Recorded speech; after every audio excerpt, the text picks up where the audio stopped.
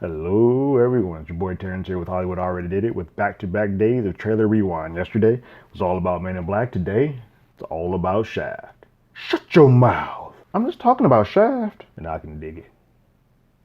And we'll get into it after the jump.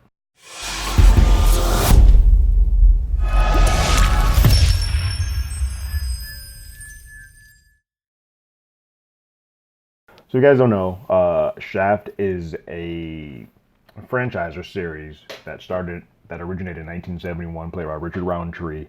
Sort of an answer, it's a blaxploitation flick in the blaxploitation era, where Richard Roundtree plays this American detective, this suave ladies' man, black detective, no rule breaking, take no prisoners type of detective, who is set up in the first film, and this character becomes this larger than life folk hero for blaxploitation blacks and for the American culture as a whole. Part of it also is because it has one of the best soundtracks and theme songs ever for a character created by Isaac Hayes. So it has spawned four films total, including the new one would be the fifth one, and to varying degrees. Shaft One is still probably the definitive Shaft flick, and then the Shaft 2000, which Samuel L. Jackson, not playing the same character, but playing the nephew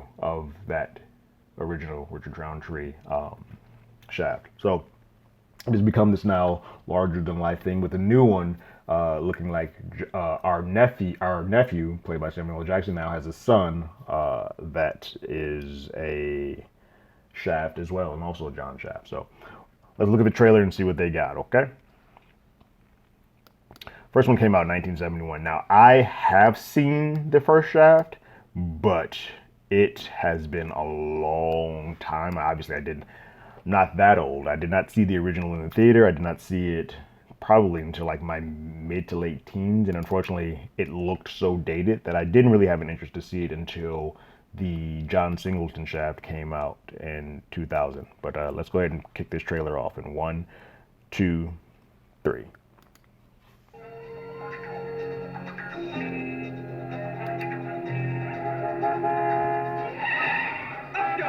Get out of the way! Cat say he's gonna be here, he should be here. Open it up. Shaft's his name. So much just style. Cat say he's gonna be here, and he ain't. Oh yeah. It ain't right. Oh. Wait.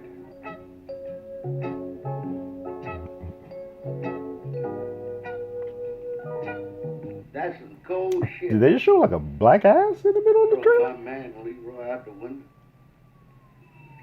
Picked my man up and threw him out the goddamn window. Listen, Snow White. Me and you gonna tangle sooner or later. Why don't you stop playing with yourself, Willie? You ain't gonna do shit. Shaft's his name. You ain't gonna do shit. Hey, man, I don't know no Ben Buford. Funny. Oh, so that's Ben Buford. We're gonna take it out of your ass pit.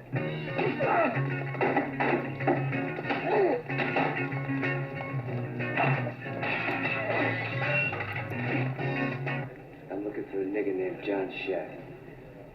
Just found him. Wow. The mob wanted Harlem back. They got Shaft up to here. All I'm asking you is to let me know what's going on. No names, no places, just what?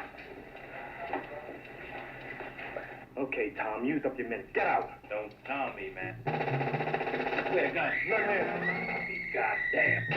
Yeah. Come on, in front of me. It's wild because this trailer is essentially showing you the majority of the film, but it's so damn cool that you're like, that's fine. I'm still there. We can nail your tail for manslaughter on what we got on you right now.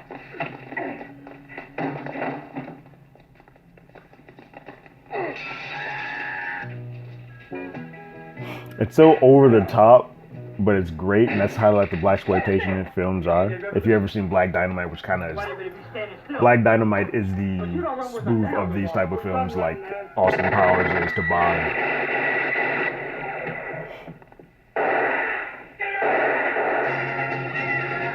No, but that theme kicks in, and you like Shaft. Hotter than Bond, cooler than Bullet. Hotter than Bond, Rated cooler R. than Bullet, If you want to see Shaft, which were two prominent white characters at that point in time. He's a bad mother.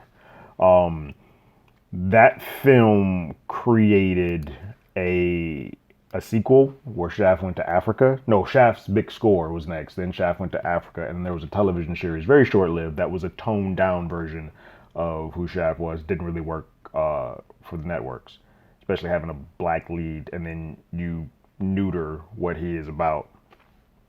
Didn't really work out. So you really didn't get to see a big prominent version of Shaft until John Singleton brought Shaft back in 2000 with Samuel L. Jackson, and then it had Christian Bale in it and Jeffrey Wright. It was a great cast. Tiger Woods, y'all. So let's go ahead and look this one up. I remember seeing this one because I saw this with my dad in the theater, and we were like, "Oh, this is fun." Busta Rhymes is in this. So let's go ahead and cue this trailer up, and we'll start it in 1, 2, 3. Tiger Woods, y'all.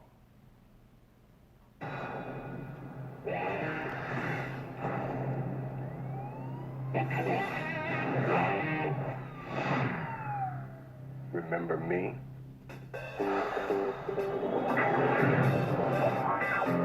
Read my mind. I remember not even really knowing, like I said, I didn't really know what about the 7-1 Shaft until this came, and but I knew that beat. I knew that song and those chords. Vanessa Williams, gorgeous. I might take you down, but I'll never let you down. Came out in 2000. Now, what's my name? I don't know if Samuel L. Jackson has aged in the last few years. You're damn right. Apparently he hasn't. He said he's damn right. You are gone from this precinct. For what? That? What is wrong with you? I'm out. I'm done. I'll get him my own way. In a system where money can buy you freedom. What about the waitress? The waitress? She saw it, huh? So what'd you do? Threaten her? The next day, I just started running. I've been running ever since. In a city where fear can buy you power. I need someone located. That's gonna cost That's you. gonna cost you, man. Only Tiger one Woods. man will stand up for justice. Oh, this movie was great. You think that makes me less dangerous? Or more dangerous. You're too hot, man. You gotta step off a bit. Got the OG Shaft. Got milk? Yeah, I got the milk. Right on. His ass is mine. You know, something happens to her, I'm gonna come Rest after you in peace, myself. You won't John. have to. Something happens to her, it happens to me.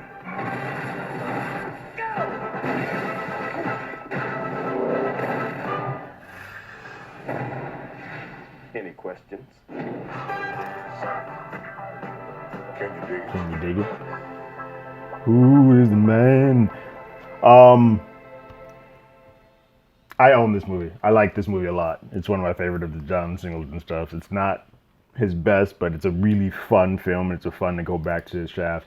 And this film with the original is what sort of has me excited because you're seeing the lineage of the three. I don't know if the new John, JJ, played by Jesse Escher, can do what Samuel L. Jackson did for Shaft and what Richard Roundtree did for Shaft. But I'm interested to see, and I'm loving that the posters and everything are leading into all three of them being a part.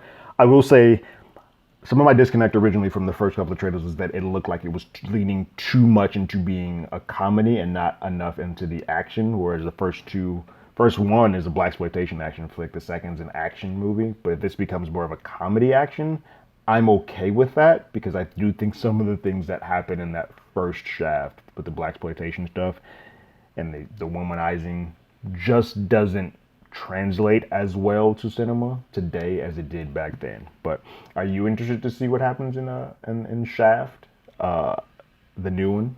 They're all named Shaft, so literally there's no difference other than a year date.